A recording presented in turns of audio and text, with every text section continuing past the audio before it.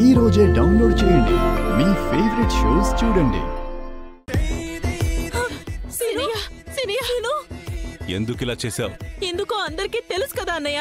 మీకు నిజాలు తెలియకుండా మాట్లాడకండి. సీను తిరిగొచ్చాడు కదా, వదిలేయ్. నన్ను కాదు, దీన్ని వదిలేయమని వీడికి చెప్పండి. మీరు ఈ టైంలో వచ్చారంట లాయర్ గారు? వీళ్ళిద్దరికీ అందరి సమక్షంలో విడాకులు ఇప్పించాలని నేనే పిలిపించానన్నయ్య. ఎవరైనా అడ్డు చెప్తే నా చావు కళ్ళ చూస్తారు. మీరు ఇలాంటి నిర్ణయాలు తీసుకోకండి.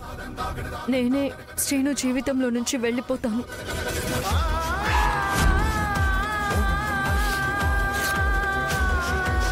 ఏమైంది రామా?